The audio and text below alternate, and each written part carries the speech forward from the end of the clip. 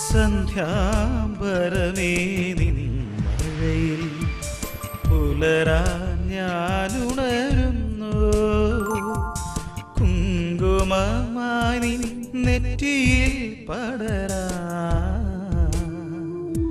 സൂര്യാങ്കുരവും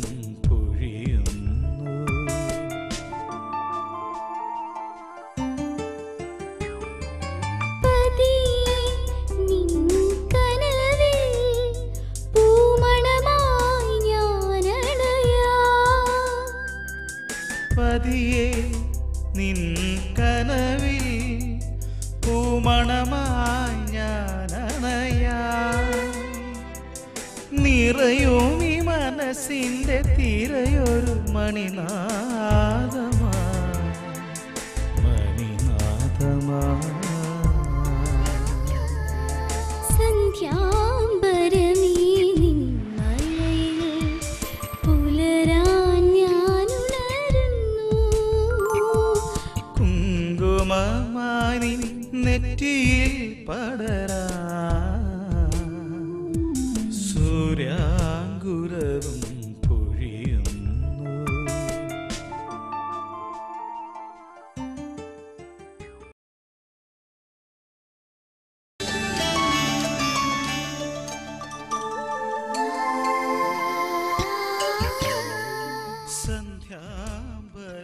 പൂത്ത മുന്തിരിത്തോപ്പുകളിലെ ഇളം വയലറ്റ് പൂക്കളോട് സല്ലപിക്കുന്ന ശലഭങ്ങളുടെ മനസ്സുമായി സ്വർഗത്തിൽ വച്ച് നടക്കുന്ന ഒന്നുചേരലിന്റെ മണിനാദങ്ങൾ.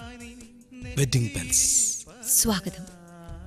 ജീവിതത്തിൽ ഏറ്റവും നിറപ്പകിട്ടാർന്ന വിവാഹമെന്ന മംഗളകർമ്മത്തിന്റെ ഭാഗമായവർക്ക്, ഒത്തിരി പ്രതീക്ഷകളോടെ കാത്തിരിക്കുന്നവർക്ക് വെഡിങ് ബെൽസിലേക്ക് സ്വാഗതം.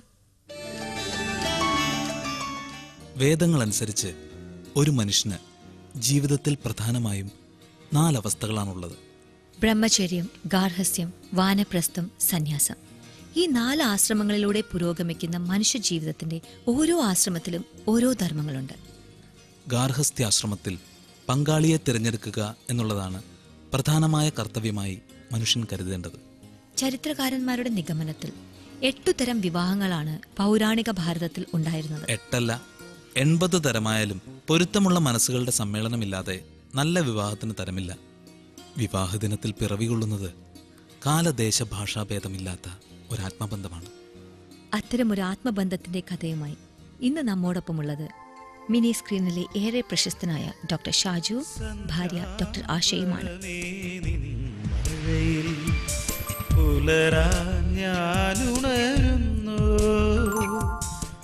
ഡോക്ടർ ഷാജുവിനും ഡോക്ടർ ആശയ്ക്കും വെഡിങ് ബെൽസിലേക്ക് സ്വാഗതം. ഷാജു, ഏതാണ് ഇപ്പോൾ പുതിയ പ്രൊജക്റ്റ് ചെയ്തുകൊണ്ടിരിക്കുന്നത്? ഇപ്പോൾ പുതിയ പ്രോജക്റ്റ് അതിനുണ്ട്. സൺ ടി വി തന്നെ ഒരു തമിഴ് പ്രോജക്റ്റിൻ്റെ അടുത്ത ഈ 20-ാം തീയതി മുതൽ. പിന്നെ സൂര്യൻ ഇപ്പോൾ മിന്നുകെട്ട് എന്നൊരു പ്രോഗ്രാം ചെയ്യുന്നുണ്ട് 9 മണിക്ക് സീരിയൽ. ഞാനും അഭിനയിക്കുന്നുണ്ടല്ലോ. അപ്പം മിന്നുകെട്ട്, അതെ, മിന്നുകെട്ടിനെ കുറിച്ചാണ് ചോദിക്കാനുള്ളത്. സീരിയൽ മിന്നുകെട്ടല്ല, നിങ്ങളുടെ മിന്നുകെട്ട്, നമ്മുടെ വ്യക്തി ജീവിതത്തിലെ മിന്നുകെട്ട്, നിങ്ങളുടെ മിന്നുകെട്ടിനെ കുറിച്ച്. അതായത് ഡോക്ടർ ഷാജു, ഡോക്ടർ ആശ രണ്ടുപേരും ദന്തിസ്റ്റുകളാണ്.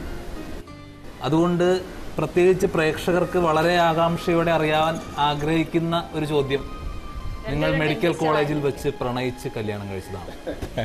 അല്ല അല്ല, പ്രണയവിവാഹമല്ല അല്ല. അപ്പൊ അതിനെ കുറിച്ചൊന്ന് സംസാരിക്കാമോ? അതെങ്ങനെയാണ് നിങ്ങൾ ഇങ്ങനെ കറക്റ്റായിട്ട് ഒത്തു വന്നത്? 2 ഡോക്ടേഴ്സ് അല്ലേ? പ്രണയവിവാഹം അല്ല, തീർച്ചയായിട്ടും അല്ല. കോളേജിൽ ഒരു കോളേജിലായിരുന്നു, അറിയും, പരിചയം ഉണ്ടായിരുന്നു. പിന്നെ അത് ഒരു പ്രപ്പോസലായിട്ട് വന്നു, അങ്ങനെ നടന്നു എന്നുള്ളതാണ്. നിങ്ങൾക്ക് തമ്മിൽ അറിയാമായിരുന്നു? ചെറിയൊരു പ്രണയത്തിന്റെ ശരിയില്ല, കാരണം പ്രണയം ഉണ്ടെന്ന് പറയുന്നതിൽ ചമ്മേണ്ട കാര്യമില്ലല്ലോ. ഇങ്ങനെ അറിയുന്ന ഒരു പെൺകുട്ടിയാണ് ഇങ്ങനെ കല്യാണം ആലോചിച്ച് വന്നത്. പെട്ടെന്ന് ആ നിമിഷം അവളാണോ എന്ന് ആ ഒരു, അത് ആക്ച്വലി ഒരു ആലോചനയല്ല. ഞങ്ങളുടെ കല്യാണം എന്ന് പറഞ്ഞാൽ ഞങ്ങൾ നല്ല ഫ്രണ്ട്സ് ആയിരുന്നു. ഈ ഫ്രണ്ട്ഷിപ്പിൽ നിന്നും മാരേജിലേക്ക് വരികയായിരുന്നു. അപ്പോൾ കല്യാണത്തിന് മുമ്പ് പിന്നെ പ്രപ്പോസലായിട്ട് വന്നതല്ല. ഇത് പ്രപ്പോസലായിട്ട് വരുന്നത് ഞങ്ങളുടെ ഭാഗത്ത് തന്നെയാണ്. പക്ഷേ അത് പ്രണയത്തിൻ്റെ ഒരു എലിമെൻ്റ് ഇല്ലായിരുന്നു. വളരെ ഡിഫറെൻ്റ് ആയിട്ടുള്ള സാധനമാണ്. കല്യാണം കഴിഞ്ഞതിന് ശേഷമാണ് ആണ് യഥാർത്ഥത്തിൽ ഒരു പ്രണയം എന്ന സാധനമുണ്ട്. അതിനുമ്പോൾ വളരെ നല്ല ഫ്രണ്ട്സ് ആയിരുന്നു. അങ്ങനെയാണ് വളരെ പ്രാക്ടിക്കലായിട്ട് എടുത്ത തീരുമാനമായിരുന്നു. പ്രണയിച്ചിട്ടല്ല കല്യാണം കഴിച്ചതെന്ന് പറഞ്ഞു.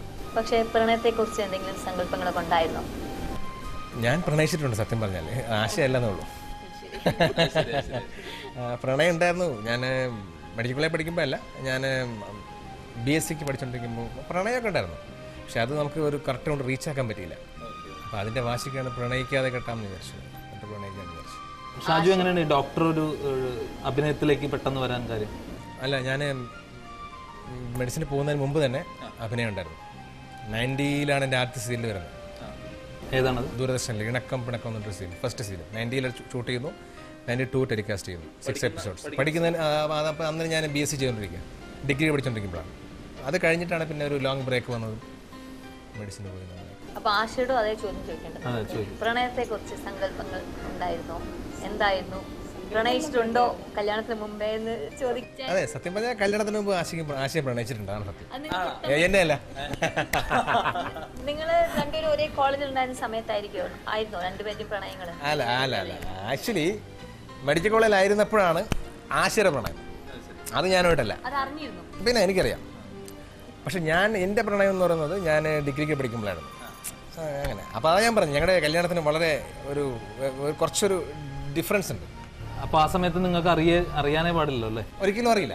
എൻ്റെ ഒരു സുഹൃത്തായിരുന്നു പുള്ളിക്കാരി, വളരെ സുഹൃത്തായിരുന്നു, നല്ല ഫ്രണ്ടായിരുന്നു. അപ്പോൾ അവർക്കൊരു ലവ് അഫെയർ ഉള്ളത് എനിക്കറിയാമായിരുന്നു. അങ്ങനെയാണ് ആ സാധനം. പിന്നെ ഒരു വല്ലാത്ത സിറ്റുവേഷനിൽ വന്നിട്ട് അങ്ങനെ ഞങ്ങൾ കല്യാണം കഴിക്കാൻ ഡിസൈഡ് ചെയ്യണം. ഒരു കുറേ ഇൻസിഡൻസ് ഉണ്ട് എൻ്റെ ബാക്കിൽ. അപ്പോൾ ഇത് രണ്ടും കൂടെ എങ്ങനെയാണ് ഷാജു കൊണ്ടു നടക്കുന്നത്? ഈ ഡോക്ടർ ജോലിയും അതുപോലെ തന്നെ അഭിനയം രണ്ടും കൂടെ എങ്ങനെയാണ്? രണ്ടും ഈക്വലി ഇമ്പോർട്ടൻ്റ് അല്ല? ഈക്വലി ഇമ്പോർട്ടൻ്റ് ആണ്. അതായത് ഇത് നമുക്ക് അഭിനയം എന്ന് പറയുന്നത് നമുക്ക് എന്ന് വേണേലും നമുക്ക് ചിലപ്പോൾ ഒരു സ്റ്റെബിലിറ്റി എന്ന് പറയുന്ന സാധനം ഇല്ലല്ലോ. ദിലീപിനും അറിയാം, നീനയ്ക്കും അറിയാം. അപ്പോൾ അങ്ങനെ അതുവരെ എത്രത്തോളം നമുക്കിതിൽ പിടിച്ചു നിൽക്കാൻ പറ്റും അത്രത്തോളം ഇതിൽ നിൽക്കണം തന്നെയാണ് എൻ്റെ ആഗ്രഹം. അത് കഴിഞ്ഞിട്ട് പിന്നെ നമുക്ക് എങ്ങനെയാണ് ആശയുടെ അഭിപ്രായം? എങ്ങനെയാണ് ഷാജു അഭിനയിക്കാൻ പോകുന്നതിനോടുള്ള ആശയുടെ സമീപനം എങ്ങനെയാണ്? നന്നായിട്ട് ചെയ്യുന്നുണ്ട്, വളരെ താല്പര്യം തന്നെയാണ്. പിന്നെ ഇടയ്ക്ക് വല്ലപ്പോഴും ക്ലിനിക്കിലേക്ക് വരുന്നതും ഇഷ്ടമാണ്.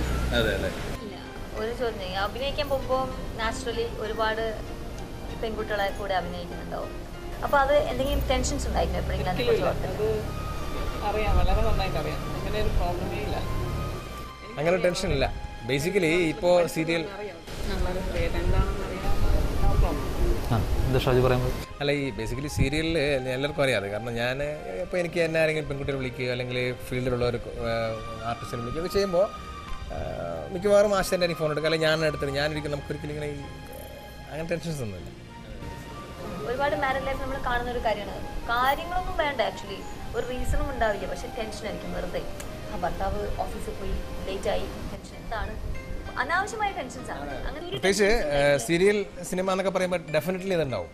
ഭാര്യമാർക്ക് പോയാൽ 2 ദിവസം അല്ലെങ്കിൽ 2 ആഴ്ച കഴിഞ്ഞ് വരും, 1 മാസം കഴിഞ്ഞ് അവർ ഷൂട്ടിങ്ങിന് വരും. അവിടെ എന്തായിരിക്കും, ഇങ്ങനെ മദ്യപിക്കുമോ അല്ലെങ്കിൽ അങ്ങനെ പല ചിന്തകൾ ഉണ്ടാവുമല്ലോ. അപ്പോൾ ഇതിപ്പോൾ അങ്ങനത്തെ ഒരു ഡിസ്റ്റർബൻസ് ഇല്ല എനിക്ക്. ഇപ്പൊ കല്യാണത്തിന് ശേഷമാണ് പ്രണയിച്ചത് എന്ന് പറഞ്ഞത്, നിങ്ങൾ തമ്മിൽ പ്രണയിച്ചത് അല്ലേ? അത് എങ്ങനെയായിരുന്നു? അത് ആ പ്രണയത്തിന്റെ ഒരു സുഖം എന്തായിരുന്നു ആഫ്റ്റർ മാരേജിലുള്ള ഒരു പ്രണയം? അത് ഡെഫിനറ്റ്ലി അത് പറയാമെന്ന് വെച്ചാൽ ഇപ്പം ഞാൻ പറയാം, 2 നല്ല സുഹൃത്തുക്കൾ കല്യാണം കഴിക്കാൻ ഡിസൈഡ് ചെയ്യുകയും ഒരു ഓൾ ഓഫ് എ സഡൻ നിങ്ങൾ ഹസ്ബൻഡ് ആൻഡ് വൈഫായി മാറുകയും ചെയ്യുമ്പോൾ ഡയമെൻഷൻസ് മാറും, റിലേഷൻഷിപ്പിൻ്റെ ആ ഫ്രീക്വൻസി ഒക്കെ മാറുകയാണ്. അതല്ല, അത് നമ്മൾ ഈ ഡിസിഷൻ അതായത് നമുക്ക് എന്തായാലും അങ്ങനെയാണെങ്കിൽ നമുക്ക് ഒരുമിച്ച് ജീവിച്ചൂടെ എന്ന് ചോദിക്കുന്ന ഒരു സമയം മുതൽ സ്റ്റാർട്ട് ചെയ്യാം.